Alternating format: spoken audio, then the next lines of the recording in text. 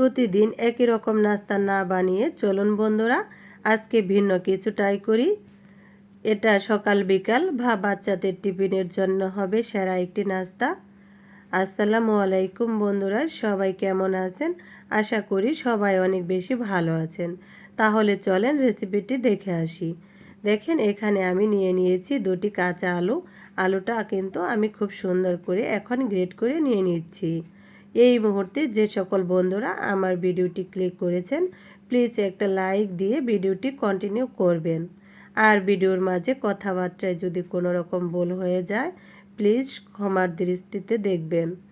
দেখেন গ্রেটার দিয়ে আমি আলুগুলো কিন্তু খুব সুন্দর করে গ্রেট করে নিয়ে নিয়েছি। এখন আমি এটা খুব পরিষ্কার করে ধুয়ে নিয়ে নিব। দেখেন আলুগুলো কিন্তু আমি সুন্দরভাবে পরিষ্কার করে ধুয়ে নিয়েছি। এবার আমি চুলায় একটা কড়াই বসিয়ে দিয়ে নিয়েছি। এখানে দিয়ে দিচ্ছি আমি 2 টেবিল চামচের মতো সাদা তেল।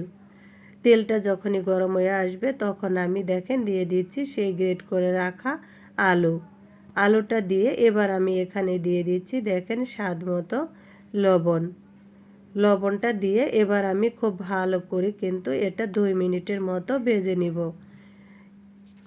এই ছোট্ট চ্যানেলে যদি কোনো নতুন বন্ধু ভিজিট করে থাকেন প্লিজ সাবস্ক্রাইব করে আমার পাশেই থেকে যাবেন। দেখেন এটা কিন্তু আমি খুব ভালো করে ভেজে নিয়েছি। এটা কিন্তু আমি একেবারে সিদ্ধ করে নিইনি, আমি কিন্তু আধা রকম সিদ্ধ করে নিয়ে নিয়েছি।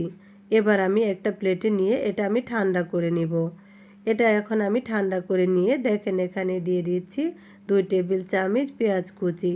সেই সাথে দিয়ে দিচ্ছি আমি 1 টেবিল চামচ কাঁচামরিচ কুচি।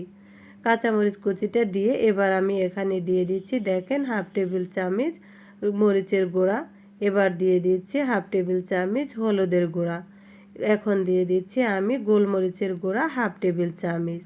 সেই সাথে দিয়ে দিচ্ছি আমি এখানে টালা জিরার গুঁড়া।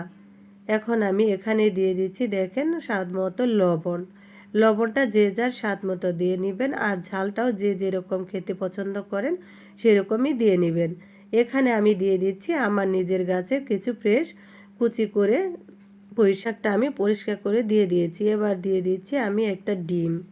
ডিমটা দিয়ে এখন আমি খুব সুন্দর করে সমস্ত উপকরণগুলি হাতের সাহায্যে এখানে আমি মিশিয়ে নিয়ে নিব।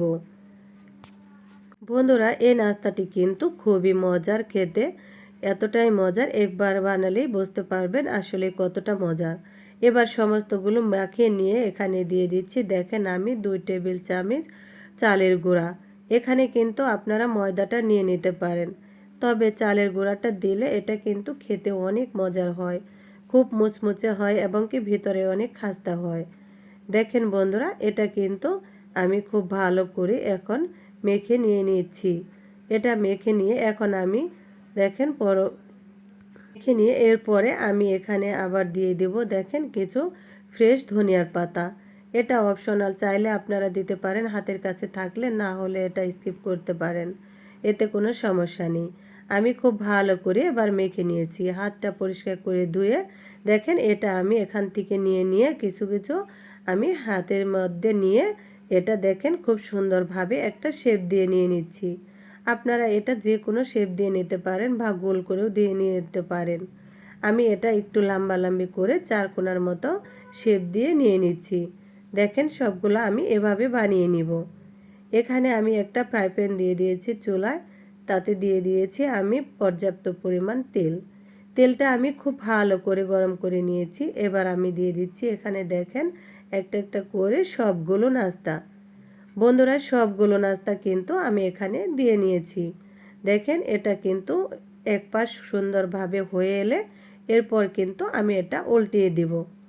আপনার হাতে যদি মাত্র 10 মিনিট সময় থাকে তাহলে কিন্তু বন্ধুরা এই নাস্তাটি আপনিও বানিয়ে নিতে পারবেন। নাস্তাটি আসলেই এতটাই মজার, আপনি যদি একবার আপনার পরিবারের সবাইকে বানিয়ে খাওয়ান এরা কিন্তু বারবার এটাই খেতে চাইবে। বন্ধুরা আমি খুব ভালো করে উল্টে পাল্টে চুলার জালটা লো হিটে দিয়ে দেখেন আমি খুব সুন্দর করে একটা কালার করে নিয়ে নিয়েছি। দেখেন কালারটা কতটা সুন্দর হয়েছে বন্ধুরা। এবার আমি এখান থেকে সবগুলো নাস্তা একটা একটা করে নামিয়ে নিব। দেখেন বন্ধুরা কতটা সুন্দর হয়েছে নাস্তাগুলো। দেখতে যেমন সুন্দর লাগছে, খেতেও কিন্তু অনেক মজার হয়েছিল।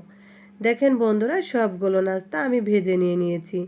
কতটা সুন্দর হয়েছে দেখেন, একদম মুচমুচে খেতে, খুবই মজার হয়েছে। ভালো লাগলে বন্ধুরা লাইক কমেন্ট শেয়ার করে দিবেন। আল্লাহ হাফেজ।